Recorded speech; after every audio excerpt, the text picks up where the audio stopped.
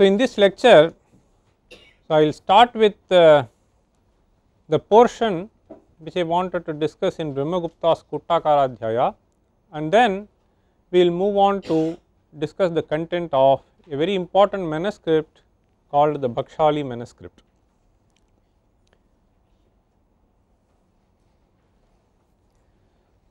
So, in the last lecture, I discussed about this Varga Prakriti problem and the Bhavana principle. So, now I am going to start with that. So, I will quickly recapitulate this Varga Prakriti and Bhavana. So, and then move on to illustrate this principle as to how this can be used to derive a certain expression which we found in Shulva Sutras. Shulva Sutra gave a very interesting expression for the value of root 2.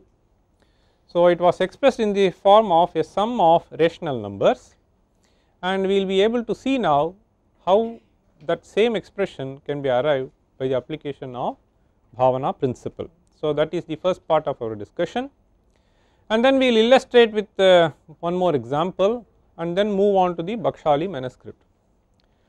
The Bakshali manuscript, so is something which is very unusual, both in its content as well as the way it was discovered.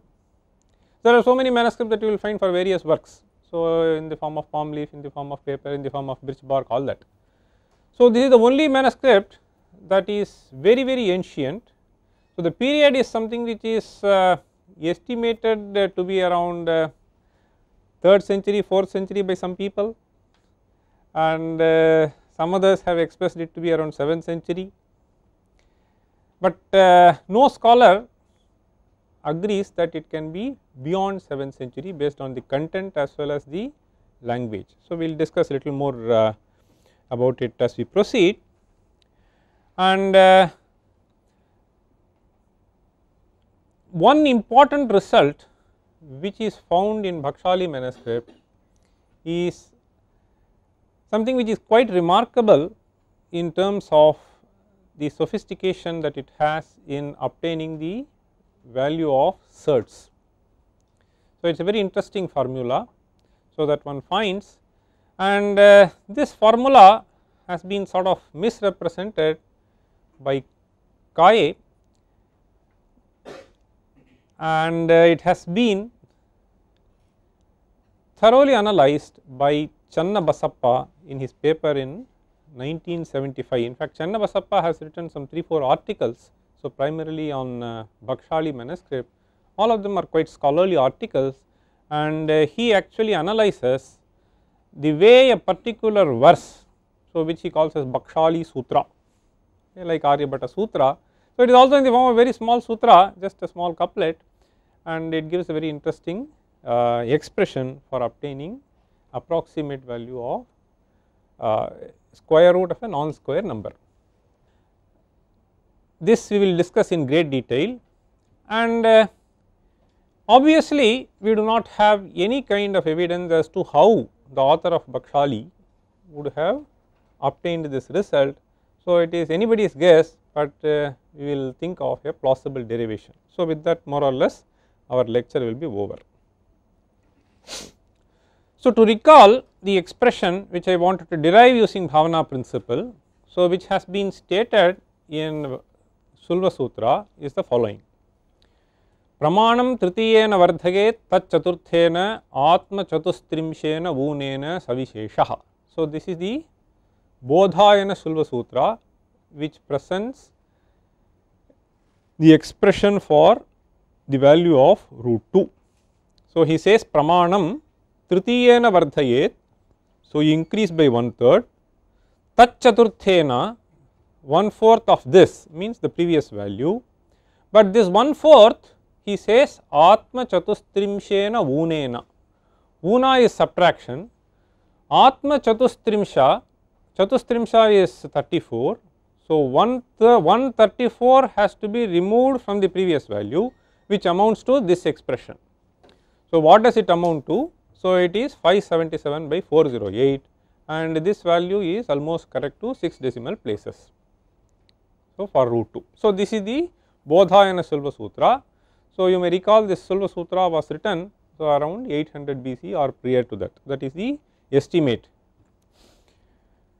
The most interesting thing about this is, so here it is said Savisheshaha. Savisheshaha essentially translates to not putting an equal sign, but approximate. Okay. So, Visheshaha Vartate. So, this is that is okay. How did Sulvakaras arrive? So, we showed a certain method. So, a geometrical construction by which one could get this expression, but now we are going to even this expression one does not know, because Silva Sutras are sutras in terse form, and therefore, no explanations. So, in the sutras the text themselves, but commentaries come much later, and there too we do not find much of a explanation with reference to the approach which the Sulvakaras might have taken in arriving at this, and therefore, some 3-4 approaches have been suggested by scholars by which they would have arrived at this expression. Anyway, so currently we will be trying to arrive at this expression using the Bhavana principle. So, to recall the Varga Prakriti and Bhavana, so we have an equation of this form x square minus dy square is equal to k, where d is the non square number greater than 0. So, whose approximation we want to find out.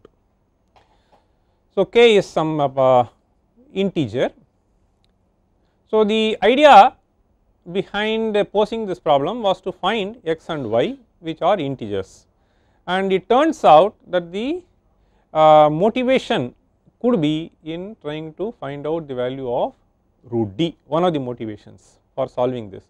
So, this inequality shows that the successive values which can be generated from x y which satisfies this equation will be better and better approximation for root d. So, this can be shown from this inequality. This inequality can also be worked out, which is not very difficult to see. So, all that you need to remember is we move from x y is any guess. So, given d, given k, you can always find some x y which will satisfy this equation. So, and from that you move on to the other values by doing this Bhavana principle, and we will see that you will get better and better approximation for root d. So, this is the equation. So, this is the equation you start with. So, to start with, as you can see, so what you can do is, so if x and y are sufficiently large, you can easily see that d is going to be, root d is going to be x by y. So, this is how we start with in order to get better and better approximations. So, even if it is not, so after a few convergences you will see that it will be very close to root d. Okay. So, let us start with this equation. So, as a first approximation for root d, we take x y, and then what you do is, so this is the, that root of x by y can be taken as 0th order approximation, okay, for this equation. The first approximation is by doing Bhavana with itself and x square plus dy square by 2xy. So, this is the first thing. So, remember, so this is what we do. So, this is how this is the equation which we are going to repeatedly do. Okay. Now, using, so 3 and 4, see, so you will get 2x square minus 1 by 2xy, and this can be expressed in this particular form,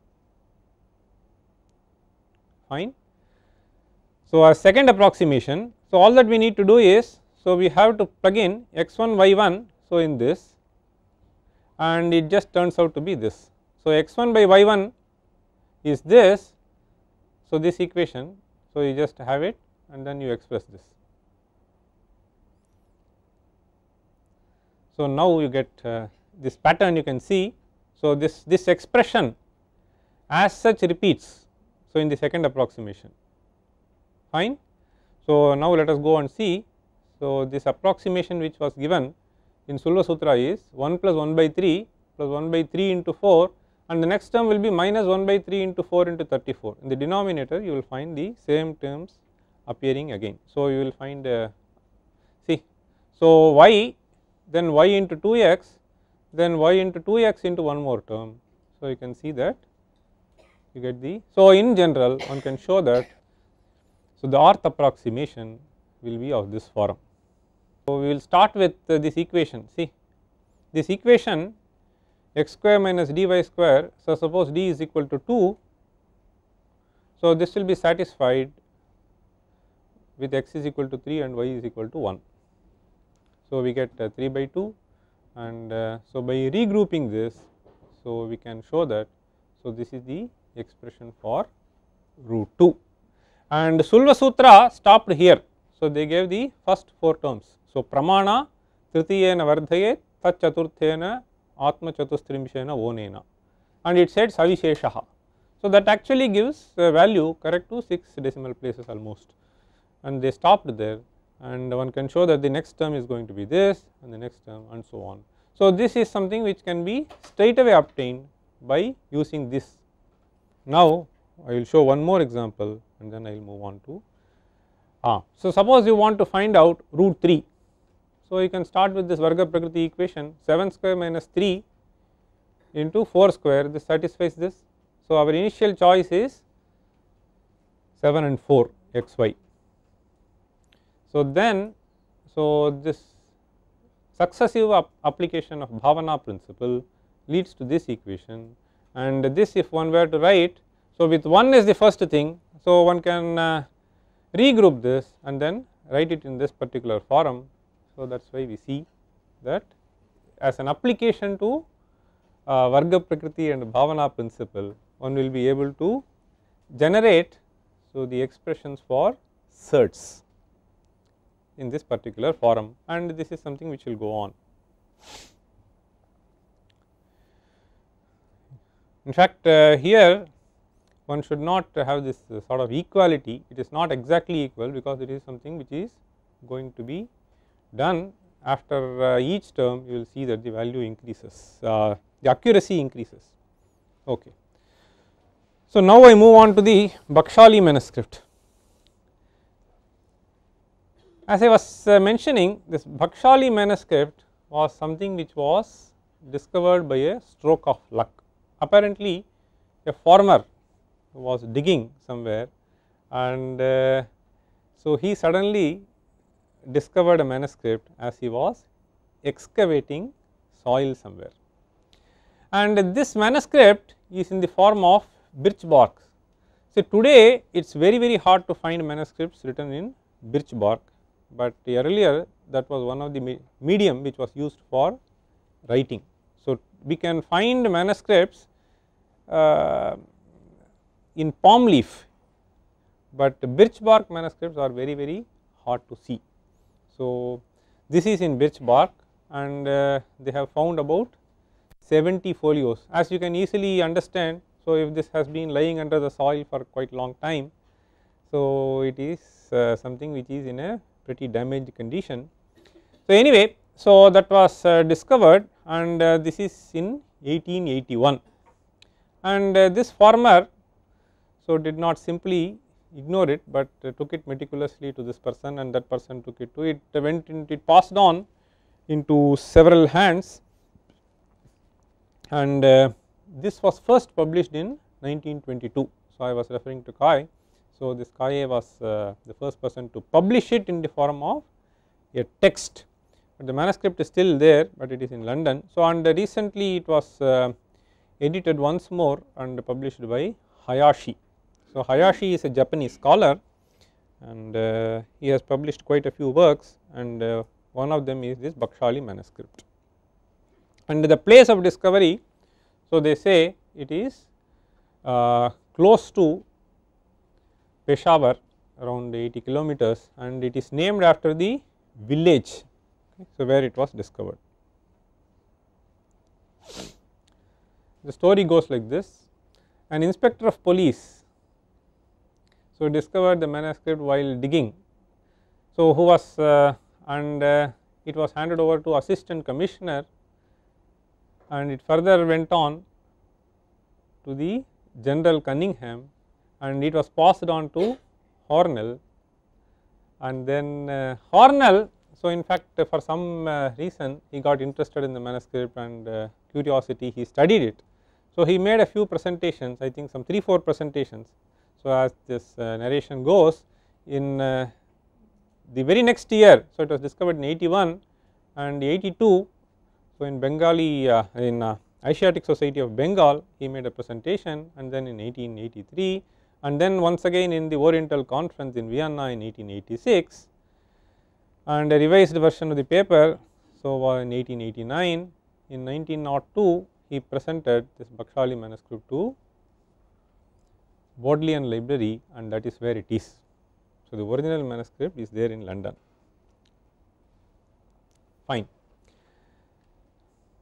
So, as regards the date of the manuscript, so as I was mentioning, so there is a lot of uncertainty, and Kai places it around 12th century CE, Datta and others so place it around 3rd century. So, they place it should be between 200 to 400. Hayashi says it should be around 7th century. So, all of them interestingly so say that we have arrived at this date based on the language which is there, based on the content which is there, based on the script which is found there. The script, so scholars have said it is Sharada, and the language they say is Gatha. So, it is a form of Prakrit, and of course, the content of the manuscript. So, certain problems which are being discussed have also been analyzed to estimate the date of the manuscript. So, this is how it roughly looks like. I mean, this is a very poor photograph. So, this is somewhat more refined. So, this is how it a sort of looks like a typical page of the manuscript. So, a lot of things got damaged and whatever can be deciphered in spite of this has been attempted by various scholars. One interesting thing about this Bakshali manuscript is, so it sort of segregates these numerals, and any kind of calculation will be put in the form of some table, some lines are drawn. So, when things are arranged like this, see suppose there are numbers one below the other, so they represent some kind of a fraction. Suppose it is suppose this is 7, this is 5, so it will be sort of 7 by 5, something like this. So, this is the convention, and if you have 3 numbers arranged, the first will be, so the suppose we have 5, 3, 8, so it will be 5 plus 3 by 8, that kind of a thing. So, it is the kind of convention. So, we find certain notations employed, and the numbers are all segregated by bars.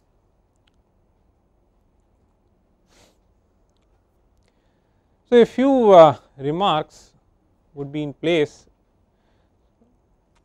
regarding the process of deciphering the contents of a manuscript. So, the style in which people have been writing in those days is far different from the style that is adopted by us today. So, if you look at any typical manuscript, so most of them are written in a very tight manner. So, what is written in something like 8 inches by 1 inches or 1.5 inches or 2 inches, so depending upon the palm leaf, so can be put in some 2 A4 pages. So, that is the kind of very tightly written and very small. So, it is extremely difficult unless the scholar is trained to decipher the content of a manuscript. The second thing is there will be no clear markers. So, the chapter or full stop etc. So, they are not found, and only in a few rare manuscripts do we find all these markers, so which actually help us in deciphering the content. And particularly in the case of Bakshali manuscript, the problem is all the more acute for the following reason. Suppose you want to edit a text Aryabhatiya, so you will find some 20 manuscripts in various places, 200 manuscripts sometimes depending upon the popularity of the text. But in the case of Bakshali manuscripts, this is the only thing that is available, and therefore corroborating or collating it with some other thing is impossible, and it is in a deteriorated condition, and it is also completely sort of jumbled, so disordered as it was sort of discovered there, and how much is lost, how much is there available, so this is also not known. So, there is a sort of colophon, so which has been identified by scholars that it is written by, so this much is known by Chajaka, whom they call the king of calculator. So, I was mentioning to you about an interesting formula presented in this Bakshali manuscript. So, the formula is to find out the square root of a non-square number. So, suppose we have a number n So, which can be expressed as a square plus b. So, let us assume a square is something which is close to n and less than n. The formula which is given in the manuscript can be written in this form. So, root n is a plus b by 2a minus b by 2a square by 2 times a plus b by 2a. So, this quantity actually sort of repeats itself here. So, this is the famous Bakshali formula, and this particular form a plus b by 2a is something which has been presented by Heron also. You have one more term added to that. So, naively one feels that this should be a much better approximation than a plus b by 2a. How did this Bakshali author arrive at this formula? So, this we will be discussing towards the end of our lecture. But before that, I wanted to give you the verse, so which presents this formula, and Kaye in his first edition, so he has presented the verse like this. So, there is a lot of, as I was mentioning, it is too difficult unless the person is sort of quite conversant with the subject. So, wherein he knows the content.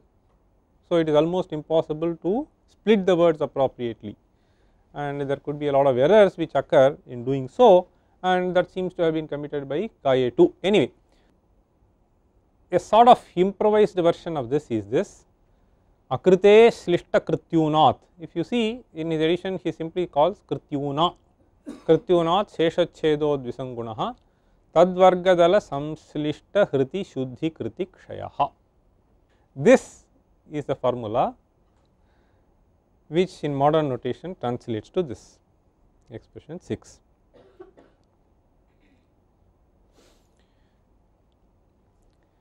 So, in fact, after serious analysis, so Channabasappa has arrived at the right formulation of the verse. So, wherein this should be a sort of compound word Tadvargadala Samslishta Hritihi Shuddhi Kritihi Kshayaha.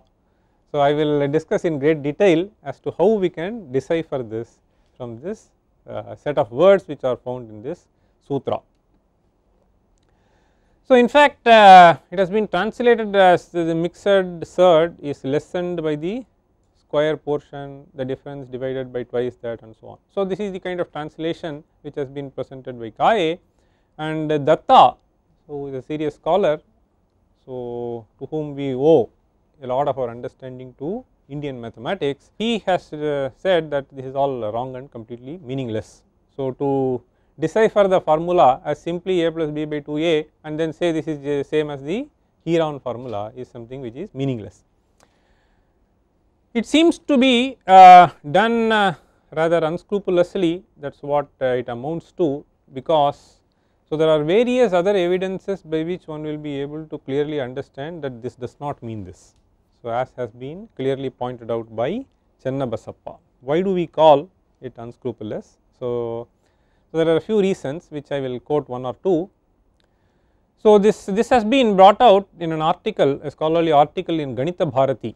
So, it is a mathematics journal in 1975 by Channabasappa. So, he says, see, as you would have seen even in other lectures which were given by Professor Sriram on Brahmasputa Siddhanta or Aryabhatiya. Aryabhatiya of course does not give various examples, whereas Bhaskara, Brahmagupta, they always, so giving a certain general formulation, they immediately give illustrative examples. So, Channabasappa says, so soon after the sutra is presented, we have a numerical example, and the numerical example simply amounts to this. If this amounts to this, then why would one simply say that the formula is only confining to the first two terms in this series? So, this is the first objection. So, nobody is going to give a certain illustration which is completely disconnected from the sutra which is stated before. And he also says that so no general rule is preserved, but the solution itself indicates the rule. So, this is an observation which has been made by Kaye, and Channabasappa says that this violates his own observation. Okay, fine. So, with this I move on to the explanation of this verse. This is quite instructive, and therefore, I thought I will spend some time in trying to explain to you the kind of approach that has been taken by Chernabasappa in arriving at. This is a very scholarly article. See here we have the verse Akrite Slishta Krityunat Sheshachhedaha Dvisangunaha Tadvargadala Samslishta Hritihi Shuddhi Kritihi Kshayaha. So, this is the sutra. Here the word Kriti appears, see Slishta Kriti, you understand, Slishta Krityunat, Slishta Kriti Unat. So, these are the three terms that appear, three words. And once again we have the word Kriti appearing here, Shuddhi Kritihi. Usually the word Kriti is understood to be square. So, this has acquired the meaning of square so much after the time of Aryabhata, Bhaskara and so on, wherein they very clearly says Kritihi means square. But Kritihi, as I was telling in the previous lecture, that Kritihi generally means a composition. So, Tasya Kritihi, Asya Kritihi, right. So, Kalidasa Kritihi. So, Kriti is basically, so it is derived from the root kru, okay. So, kru means doing a certain process, that is all it is. So, and therefore, it can mean the writing of a person, it can mean the work done by a person. So, in general, in here in this context Basappa says that Kriti has to be understood not as square, but as square root. So, Shuddhi Kritihi therefore means fairly accurate square root, fine. So, Kriti. So, this is very interesting analysis which has been done. So, there is nothing which prevents us from interpreting it as square root if we look at the derived meaning of the term, because it has various other applications also in various other fields, in various other senses. This is the first observation that he makes. And the second observation that he makes is the word Una. Una normally means minus, subtraction, okay. So, this lessened from that, that is how it means. So, here he says that this Una has to be taken as division and not as subtraction, and in fact he quotes scriptures to prove the point that he tries to make. So, with these two observations we move on to look at the arguments presented by Chernabasappa. As I was mentioning, the word Kriti generally refers to square, but the Bakshali author, so being prior to Aryabhata. So, the first reason that he says is, so this Bakshali, so we do not very clearly know when it was composed, but it might be following some tradition which has been much earlier also. So, according to Basappa, this has been written even prior to Aryabhata. So, around that period the Kriti term was reserved to refer to square if it occurs in a mathematical context. So, but prior to that the author is not compelled to use it in that sense. So, the words pick up various senses at different points of time, and therefore, this is first reason that he says. And he also says that if you look at the entire Bakshali manuscript, the word Kriti does not appear anywhere else but for this sutra. So, wherever the process of square had to be referred, the author uses Varga. So he says he has reserved the word Kriti to refer to square root and not square. So, this is second observation. So, it occurs in a dozens of other places where he only uses the word Varga. So, as I was mentioning, Kriti is a generic term which can refer to a deed or a process, and therefore, there is no compelling evidence for us to take only to refer to the process of squaring. And for this particular verse, he says it has to be taken as square root or moola, and he also corroborates this with other evidences from other earlier texts. So, suppose we place this Bakshali manuscript prior to Aryabhatiya. So, the only other extant text that we have is the class of texts which are called Sula Sutra texts, and in the Sula Sutra text, so when we discussed that we saw, so I repeatedly hammered the word. So, this Karani refers to sort of square root, and that also stems from Kru. So, kriyate anena iti karani. So, and so the karani refers to square root, and therefore, this is also derived, kriti is also derived from the same root, and therefore, it could refer to square root. So, in fact, we have the word dvikarani, trikarani referring to square root of 2, square root of 3. So, now we move on to the other word una. Una, so he says it refers to division. So, how do we substantiate this? So, here he says the word harana and pariha both are derived from the root ha. So, haranam means division. So, parihara, parihriyate, so there also, so it is used in the sense of close to this, okay. So, sort of eliminated, so taken away, so it is in that sense. So, in fact, he quotes a certain Panini Sutra wherein Panini says una pariha, so that itself is stated, and therefore, it can be taken to refer to something which is removed, and removal is something which is by division process, and therefore, una can be taken to refer to division in this sutra, fine. So, now with this, so framework, so we had the word akrite slishta krityunat. So, this is how the sutra begins. So, krityunat, so here he says, so he is by dividing by approximate square root. So, kriti is square root, una is division. So, krityunat is this, a is taken as the approximate square root of root n. See, the number is a square plus b. So, krityunat, so kriti here slishta kriti. Slishta kriti means well known, slishta is well established. So, the square which is well established before this root n is a square, and therefore, slishta krityunat. So, he says it is referring to division by a, and it comes to a plus b by a. Then we have sheshachhedaha dvisangunaha. So, the first half of the verse, akrite I leave it now, slishta krityunat sheshachhedaha dvisangunaha. So, shesha is b by a, sheshachhedaha dvisangunaha, chhedaha is divisor, dvisangunaha multiplied by 2. So, we have b by 2a, you understand, sheshasya chhedaha denominator multiplied by 2. So, a plus b by 2a, we have obtained this term. So, in fact, as I was mentioning, so you find this kind of markers in the manuscript.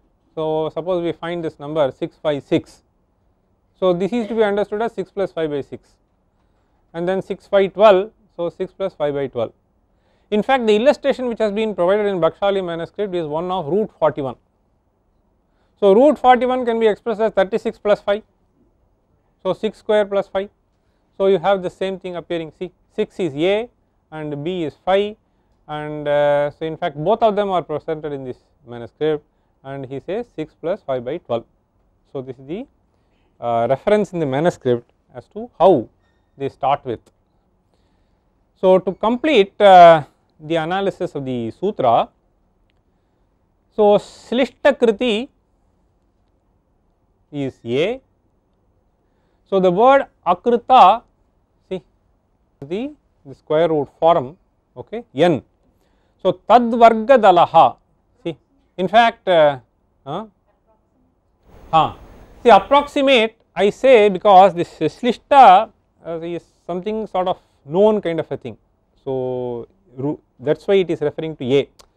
So, we have a square plus b is the number, and the closest square root is a, okay. So, it is in this sense.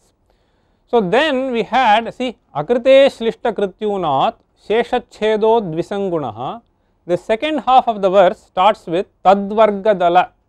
See, so tat refers to the previous quantity. So, what was obtained is b by 2a. See, sheshachhedo dvisangunaha. So, is b by 2a. Tadvarga refers to the square. Dala is half of it. So, tadvarga dala refers to half of b by 2a the whole square. Then we have the word samslishta hritihi. So, which appears in the verse. See, I will just quickly highlight the verse. See, Tadvargadala Samshlishta Hritihi.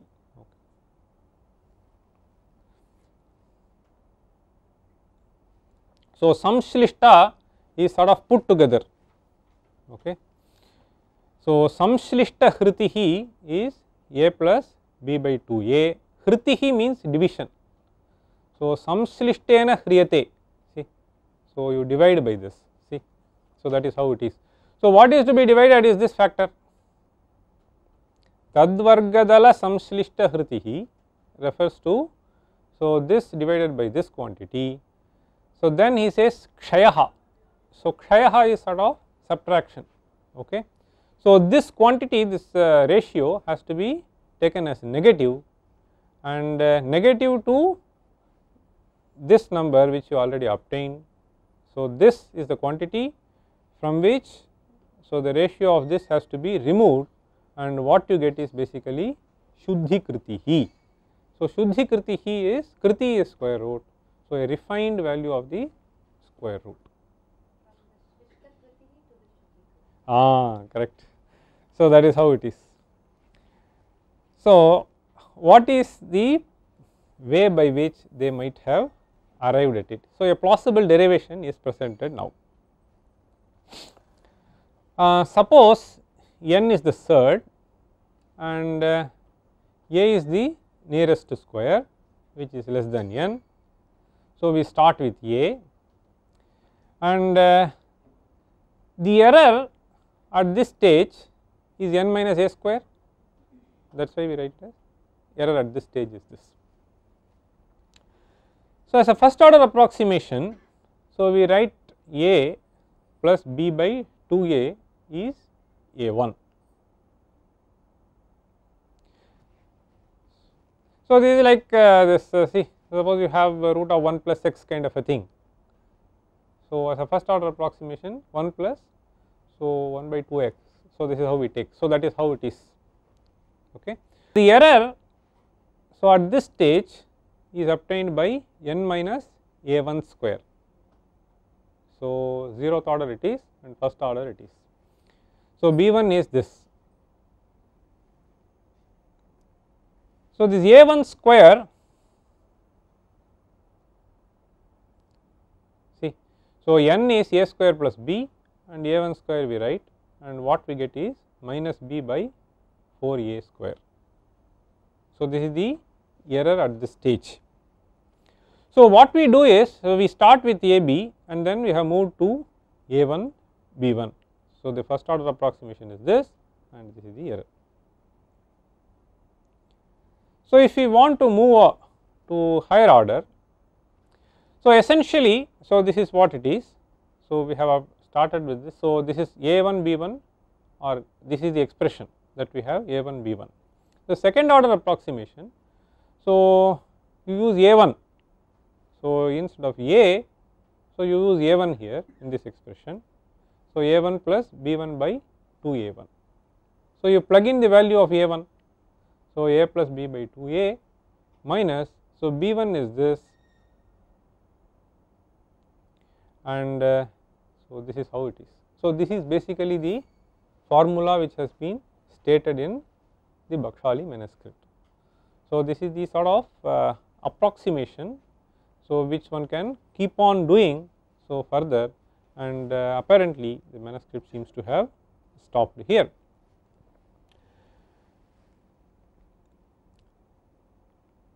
Whether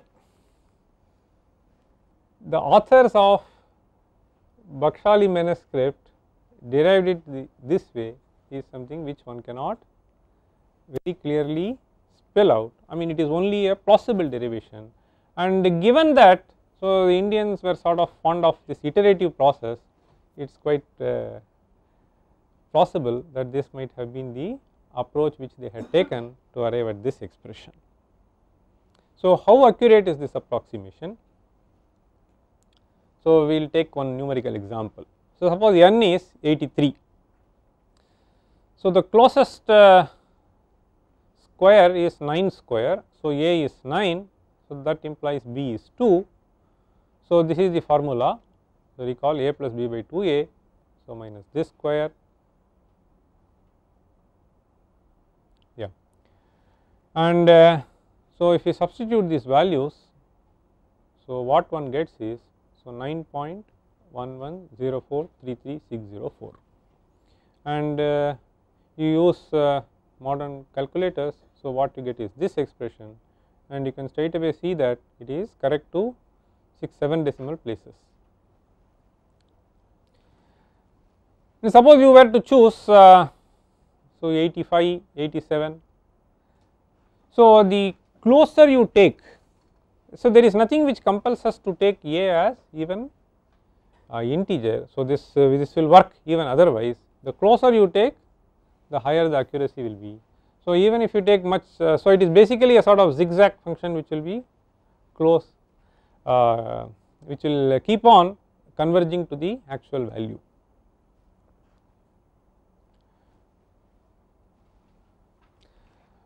I will quickly discuss one more problem, an interesting problem which has been presented in Bakshali manuscript, and then make a few observations before winding up this talk. There are quite a few interesting examples which have been presented. So, what has been stated here is, there are see, I said, so he says only this formula has been stated here. So, a plus b by 2a is what is implied by the verse. No way one can get from this verse. So, whichever way you see, in fact the problem has been very beautifully analyzed, and this unconventional meaning has been assigned to the word kriti and una after a lot of thought by Channabasappa, and Datta so has also tried to interpret the verse, but at one or two places you will find a little difficulty in trying to so make various terms, so go one with the other and finally give the meaning. So, Heron I think was in first century, yeah. So, Panchanam Manijam Madhye Manir Vikriyate Kila Tatrokta Mani Vikritra Manimulyam Kiyad Bhavet. So, you see there are as I told you, there are a lot of problems in deciphering the manuscript. So, the sense of the problem has been understood with the words that have been presented there, but not every word is available for us because the manuscript has got damaged. So, it is said Vanijam Madhye. So, Vanik is a merchant. So, there were 5 merchants who were willing to purchase something, some jewel. So, he says a jewel is sold among 5 merchants. The price of the jewel, so he is stated in a complicated manner.